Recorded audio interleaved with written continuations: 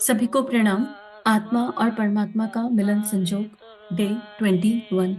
आइए परम पूज्य गुरुदेव वंदे माता जी को हृदय में धारण करें। उनके हर रूप स्वरूप का ध्यान करें। वही कबीर भी थे, वही शिवाजी के गुरु भी थे, और वही ठाकुर रामकृष्ण परमहंस और माँ शारदा के रूप में भी अवतरित हुए। उन्होंने अपने हर रूप स्वरूप से केवल जन कल्याण किया, केवल मानव जाति का कल्याण किया, और हम सबके लिए दिव्यता की अमिट छाप छोड़ गए।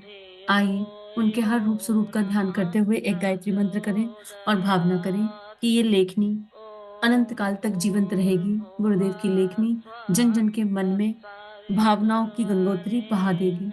ओम भूर्भुवः स्वः तत्सवितुर्वरेण्यं भर्गो देवस्य धीमहि धियो यो नः प्रचोदयात्। पिछले स्वाध्याय में गुरुदेव ने बताया कि बाहरी रूप कैसा भी हो साधना का, अंतरंग इंपॉर्टेंट है। अंतरंग की महत्ता है, भावनाओं की बहुत महत्ता है। इंसान जब बौद्धिक रूप से सक्षम होता है तो बहुत कुछ कर लेता है, और अगर वही इंसान भावनात्मक रूप से सक्षम हो जाए तो वो क्या क्या नहीं कर सकता, वो सब कुछ कर सकता है। तो गुरुदेव उसी साधना पद्धति को समझाना चाह रहे हैं जिसमें अंतरंग हो, जिसमें पुरुषार्थ हो, भावनाएं बहुत दिव्यता से भरी हो। तभी उपासना में प्राण आता है, तभी उपासना में भाव जुड़ने से उसमें प्राण आता है। इसी को गुरुदेव आगे समझा रहे हैं, और गुरुदेव नए चैप्टर में ये समझाना चाहते हैं कि उपासनाएं सफल क्यों नहीं होती। ये हम सभी के मन में प्रश्न आ जाता है। हम तो 10 साल से गायत्री साधना कर रहे हैं, हम तो 5 साल से साधना कर रहे हैं, हम 27 माला रोज करते हैं, हम 101 माला रोज करते हैं, हमने इतने अनुष्ठान कर लिए, हमने ऐसा कर लिया, हमने वैसा कर लिया। गायत्री माता में कोई प्रॉब्लम है, लगता है there is some issue with the Gayatri Mata, या फिर गुरुदेव पक्के नहीं है, कच्चे हैं, ये ऐसे ही कह दिया इन्होंने, और हमारी तो इच्छाएं पूरी ही नहीं हो रही हैं, हम तो इतने बड़े साधक हो गए। ऑलमोस्ट ये क्वेश्चन सबके मन में घूमता रहता है, आता रहता है। तो उसी प्रश्न का उत्तर यहाँ दे रहे हैं कि उपासना सफल क्यों नहीं होती। उपासना देवी देवताओं की जाती है। स्वयं भगवान अथवा उनके समाज परिवार के देवी देवता ही आमतौर से जन साधारण की उपासना का केंद्र होते हैं।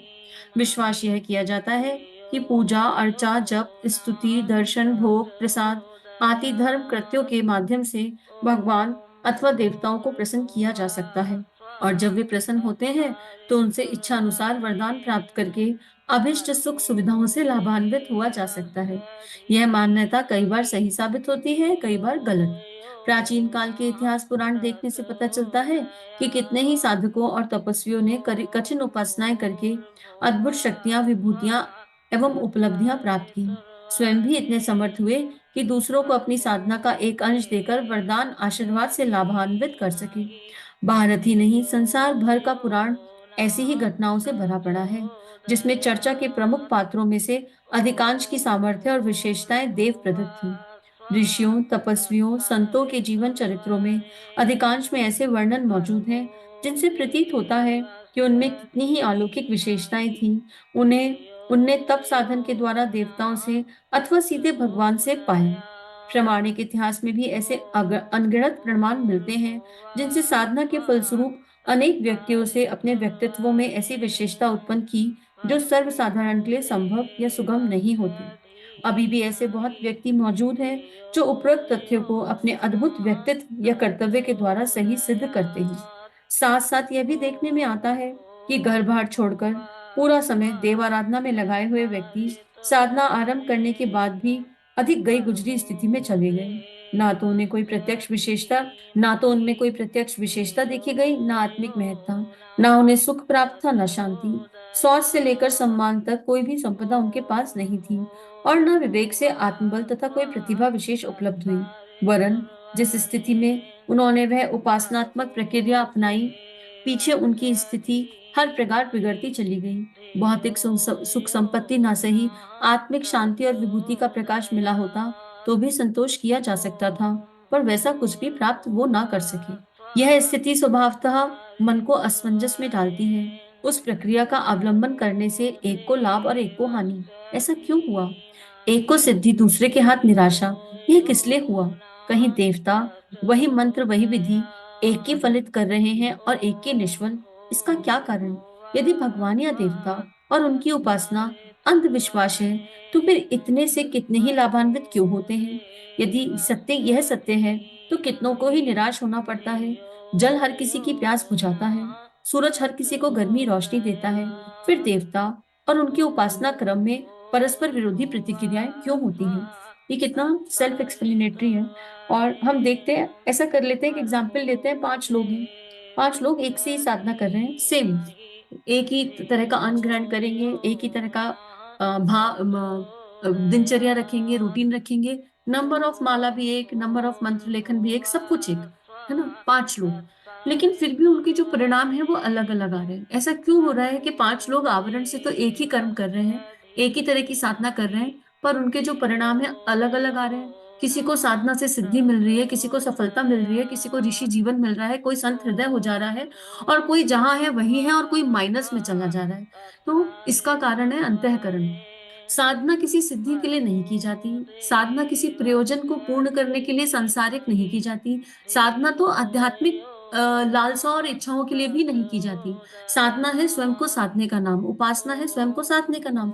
तो गुरुदेव यहाँ यही बता रहे हैं कि एक ही तरह की साधना करने के बाद भी परिणाम अलग अलग इसलिए आ रहे हैं क्योंकि जो मूल में प्रणेता विचार था, जो मूल में इच्छा थी, जिस भाव से साधना की, वो ठीक नहीं था। कई बार लोग कंपटीशन में भी साधना कर लेते हैं। मान लीजिए हमने किसी को देखा और देखा कि गायत्री कर रहे हैं, गायत्री करने से बड़ा बढ़िया है, आवरण पे दिख रहा है रुपया पैसा ये वो सब, वे तुमको कहाँ से मिला? हम लोग गायत्री साधक हैं, गायत्री से मिला। अच्छा तो ठीक है, हम भी कर लेते हैं। तुमने कैसे किया? स्टेप 1 स्टेप 2 स्टेप 3 सब कुछ समझाओ, सब कुछ बताओ। सारे स्टेप बता दिए, कर ली, साल भर बाद आ रहे हैं, अरे तुम्हारे पास तो सब कुछ है, हमको तो कुछ नहीं मिला। क्योंकि किया ही पाने के लिए था, किया ही कंपटीशन की फीलिंग में था। अब हर आत्मा का जो चित्त पे संस्कार है वो अलग है, पूर्व जन्म की यात्रा अलग है, एक दवाई सबको सूट नहीं करती है।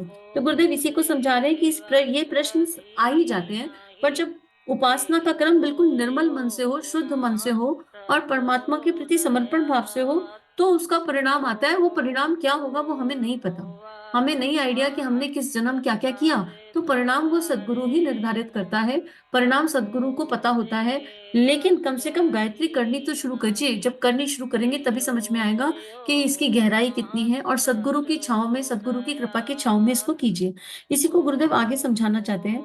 इस उलझन पर अनेक दृष्टियों से विचार करने के उपरांत इस निष्कर्ष पर पहुंचना पड़ता है कि देवता या मंत्रों में जितनी अलौकिक दृष्टि दृष्टिगोचर होती है, उनसे लाभान्वित हो सकने की पात्रता साधक में होना नितांत आवश्यक है। मात्र उपासनात्मक कर्म कांडों की लकीर पीट लेना इस संदर्भ में अपर्याप्त है।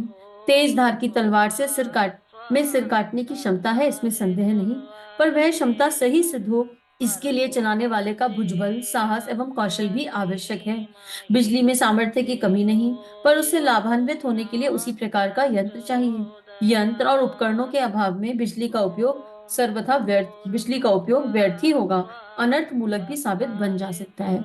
कितना प्यारा एग्जाम्पल है, कितना सुंदर एग्जाम्पल है कि तलवार तो बहुत सारी रखी है, और इतनी पैनी है कि कुछ भी कर सकती है, और जरूरत है, लेकिन सेना में सिपाही ही नहीं है तलवार उठाने वाली, वो साहस ही नहीं है कि तलवार उठाए, और जब जरूरत पड़े तो आतंकवादियों का सिर काट दे, जब जरूरत पड़े तो जो देश की तरफ नजर उठाकर देख रहे हैं उनको चकनाचूर कर दे। वो साहसी कहीं नहीं है। तो जब साहसी नहीं होगा तो वो तलवार भी क्या कर लेगी जो सामने रखी है? अगर आता ही नहीं कुछ करना, कुछ समझा ही नहीं, कुछ सीखा ही नहीं, तो सारे उपकरण बेकार है। तो उपासना बेकार है अगर उपासना करने वाला, जिसकी देह से उपासना की जा रही है, उसका मन निर्मल नहीं है, वो धारदार नहीं है, वो परम पूज्य गुरुदेव वंदे माता जी के सिद्धांतों को नहीं समझ पा रहा है। तो ऐसे में रोबोटिक मोड से जप करने से कुछ नहीं होने वाला है। हालांकि नाम जप या गायत्री जप ऐसी चीज है कि इससे हानि कुछ नहीं होती।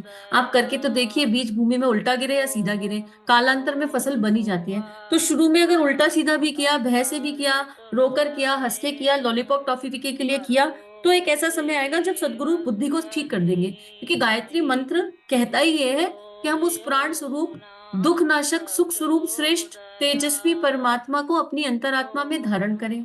वह परमात्मा हम सभी की बुद्धि को बलपूर्वक सतमार्ग की ओर ले जाए, बलपूर्वक सतमार्ग की ओर ले जाए, और मेरी बुद्धि को नहीं, हम सभी की बुद्धि को बलपूर्वक सतमार्ग की ओर ले जाए।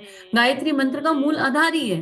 तो हम किसी भी कलुषित मन से कर लें, हम जैसे मर्जी कर लें, हमें सही दिशा प्राप्त हो ही जाएगी। यही गायत्री की जो महिमा है, दिव्य महिमा, वो यही है कि शुरू तो करके देखिए, सारी सफाई अपने आप होने लगेगी। और अकेले आपकी नहीं होगी, आपके आसपास की भी होगी, क्योंकि हम समष्टि के लिए, इनडायरेक्ट समष्टि के लिए प्रार्थना कर रहे हैं। गायत्री मंत्र समष्टि का मंत्र है, यूनिवर्स का मंत्र है। और हम बलपूर्वक के, हमसे तो होगा नहीं भगवान जी, हमारे बस की तो है नहीं। आप इतने नियम कायदे कानून बता देते हो, कहते हो संयम करो और औसत भारतीय दर्जे का जीवन जियो, तपस्या करो। हमसे तो होता नहीं, हमको तो आए दिन माया मोह लोभ प्रलोभन दिख जाते हैं, हम इनमें भटक जाते हैं, इनमें भाग जाते हैं। लेकिन गुरुदेव ने इतना इसको सरल कर दिया है कि अगर हम उपासना को जीवन का अभिन्न अंग बना लें तो सफाई होगी, कभी ना कभी होगी, और रास्ते खुलने लगेंगे, रास्ते मिलने लगेंगे। और ये देह रूपी यंत्र इतना धारदार हो जाएगा कि उपासना की प्रबल शक्ति से ब्रह्मांड को भी नापा जा सकेगा, अगर गुरु इच्छा हो। इसी को गुरुदेव लिख रहे हैं और आगे समझाते हैं। स्वाति के जल में मोती वाली सीपे ही लाभान्वित होती हैं। अमृत उसी को जीवन दे सकता है जिसका मुंह खुला हुआ हो। प्रकाश का लाभ आंख वाले ही उठा सकते हैं। इन पात्रताओं के अभाव में स्वाति का जल, अमृत अथवा प्रकाश कितना ही अधिक क्यों ना हो, उससे लाभ नहीं उठाया जा सकता। ठीक यही बात देव उपासना के संबंध में लागू होती है। घृत सेवन का लाभ वही उठा सकता है जिसकी पाचन क्रिया ठीक हो। देवता और मंत्रों का लाभ वही उठा पाते हैं जिन्होंने व्यक्तित्व को भीतर और बाहर से, विचार और आचार से परिष्कृत बनाने की साधना कर ली है। औषधि का लाभ भी उन्हें ही मिलता है जो बताए हुए अनुपात और पथ्य का ठीक तरीके से प्रयोग करें। अतः पहले आत्म उपासना, फिर देव उपासना की शिक्षा ब्रह्म विद्या के विद्यार्थियों को दी जाती रही है। लोग उतावली में मंत्र और देवता के भगवान और भक्ति के पीछे पड़ जाते हैं। इससे पहले आत्मशोधन की आवश्यकता पर ध्यान ही नहीं देते। देखिए, गंदा बर्तन और गंदे बर्तन में आप घी डलवा लो तो वो घी भी बेकार हो जाएगा और बर्तन भी। गंगा जल में नाली आके मिले तो वो नाली गंगा जल बन गई। नाली में जितना मर्जी गंगा जल डाल लो, क्या होगा? गंगा जल की इससे महत्ता कम हो जाएगी क्या? गंगा जल तो गंगा जल ही रहने वाला, उसकी महत्ता कम नहीं होगी। और हम मूर्खों के जैसे ये कहते रहे, अरे गंगा जल में तो कोई शक्ति नहीं है, इतना नाली में गंगा जल डाल दिया फिर भी नाली साफ नहीं हो रही। तो ये हमारी मूर्खता है, या हम बेवकूफ है कि हम क्या कर रहे हैं, नाली की सफाई नहीं कर रहे, बर्तन को साफ नहीं कर रहे, पात्र को साफ नहीं कर रहे, और कह रहे हैं गंगा जल बेकार है। तो यहाँ पर गुरुदेव यही समझा रहे हैं कि पहले आत्म साधना कीजिए, इस देह से, जिस देह से साधना होनी है, इस देह को अंदर से भीतर से साफ कर दीजिए। उपकरण साफ होगा तो फिर उसमें जो डाला जाएगा, फिर उसमें थोड़ा भी घी होगा ना तो वो पच जाएगा, वो काम आएगा। और अगर गंदा ही है, बर्तन ही गंदा है, इतना मैला है, तो उसमें 1 बूंद घी हो, चाहे 1 किलो घी हो, और चाहे गुरुदेव मन भर के घी डाल दे, 100 टन घी डाल दे, वो व्यर्थ ही होना है, वो बेकार ही होना है। तो गुरुदेव ये कह रहे कि कॉपी कैट चल रहा है दुनिया में, और कॉपी कैट के चक्कर में सबके जीवन में कोई ना कोई समस्या है और हर कोई शॉर्टकट ढूंढ रहा है। आजकल समस्याओं के समाधान पर चिंतन नहीं होता, समस्याओं के शॉर्टकट पर चिंतन होता है कि बस शॉर्टकट मिल जाए और ये समस्या हमारी खत्म हो जाए। अगर हमारे पास पैसा नहीं है तो कोई जादू का पिटारा हाथ आ जाए, कोई शॉर्टकट आ जाए, और कौन से भगवान जी की पूजा करें बताओ? वैभव लक्ष्मी करें कि संतोषी माता करें? और ये वाले भगवान जी नहीं तो वो वाले भगवान जी। भगवान जी में भी चॉइसेस हैं, है ना? नहीं, ये जो लक्ष्मी माता है ये पैसा देती है, सरस्वती माता बुद्धि देती है, ये वाले भगवान ये देते हैं, वो वाले भगवान वो देते हैं। कैटेगरी बना रखी है भगवानों की भी बैठ के। अरे कोई भगवान ना कुछ देने वाला नहीं है। अगर हम इसी ढर्रे पर चलते रहे, बिल्कुल टूटे फूटे ढर्रे पर चल रहे हैं, और फिर भगवान को दोष दें तो देते रहो। सूर्य को बैठे लोग गाली दे रहे, सूर्य पे कोई असर पड़ रहा है क्या? कोई असर नहीं पड़ रहा। तो जागरूकता भीतर आनी आवश्यक है। हम ये तो देखें, थोड़ा विवेक तो लगाएं, थोड़ा तो भावनाओं का प्रयोग करें कि अरे हम क्या कर रहे हैं। हमें ये नहीं पता होता कि हम दिन भर कब क्या करते हैं। तो आज हम यहीं पर इस स्वाध्याय को समाप्त करते हैं, इस होमवर्क के साथ, कि हम पूरे दिन क्या कर रहे हैं, हम इस पर चिंतन करें। ये सुन रहे हैं आप सब लोग, तो इसका मतलब आपके जीवन में आदि शक्ति माँ गायत्री का आशीर्वाद है। इसका मतलब परम पूज्य गुरुदेव वंदना माता जी आपसे अनंत प्रेम करते हैं। अगर आप ये पहली बार भी सुन रहे हैं तो आचार्य पंडित श्री राम शर्मा आचार्य आपसे बहुत प्रेम करते हैं, माँ भगवती देवी आपसे अनन्य प्रेम करती हैं, और वो आपका दरवाजा खटखटा रहे हैं, आ जाओ आ जाओ आ जाओ, जागृति का समय हुआ है, उठ जाओ उठ जाओ उठ जाओ। और अगर अभी भी आप सो रहे हैं तो सोते रहिए, लेकिन वो उनका प्रेम ऐसा है कि वो बार बार दरवाजा खटखटाएंगे, बार बार दरवाजा खटखटाएंगे, आपको बेचैन कर देंगे, आप सो नहीं पाएंगे क्षण भर के लिए भी। उनका प्रेम इतना दैवीय है, इतना दिव्य है। तो जब इतनी दिव्य परम सत्ता का प्रेम हमारे सामने बाहें फैलाए खड़ा है, तो क्यों आंखें बंद करके बैठे हैं? आंखें खोलिए, उस प्रेम को स्वीकार कीजिए, और दिन भर का चिंतन कीजिए कि अगर हमने उपासना करी, मान लीजिए 1 घंटा उपासना करी, बाकी 23 घंटे क्या किया? वो बहुत महत्वपूर्ण है कि हमने बचे हुए 23 घंटे किस कर्म में, किस भावना के साथ बिताए, हमारे मन में किस तरह के विचार आए। और यही आत्म उपासना है। आत्म उपासना मतलब हर समय अपने सदगुरु का चिंतन करना, हर समय अपनी आत्मा के प्रकाश का चिंतन करना, हर समय ये चेक करना कि भीतर क्या घटित हो रहा है। हमको पूरी दुनिया का पता होता है, बाहर क्या हो रहा है। यकीन मानिए आप जहाँ बैठे होंगे ना, वहां बैठे-बैठे आपके पड़ोस में क्या हो रहा है आपको सब पता होगा। आपके किस रिश्तेदार के घर में क्या मुसीबत है, क्या कलेश चल रहा है, आपको सब पता होगा और उस पर चिंतन भी हो रहा होगा और उस पर चुटकियाँ भी काट रहे होंगे बैठे-बैठे। ये कोई करने योग्य कर्म है, जो हम लोग कर रहे हैं अपने जीवन में। प्लीज़ जाग जाइए, इन सब से बाहर आइए, भीतर की ओर उन्मुख हो जाइए, भीतर चले जाइए और अपने आप से पूछिए कि हम क्या कर रहे हैं? हमारा जीवन, ये मानव जीवन क्या सफलता की दिशा में है या नहीं है? कहीं हम इस मानव जीवन का दुरुपयोग तो नहीं कर रहे? अगर दुरुपयोग करेंगे, तो उसका जो रिज़ल्ट है, वो परिणाम है, वो उसी तरह आएगा। जैसा कर्म करेंगे, वैसा फल देगा भगवान, ये है गीता का ज्ञान।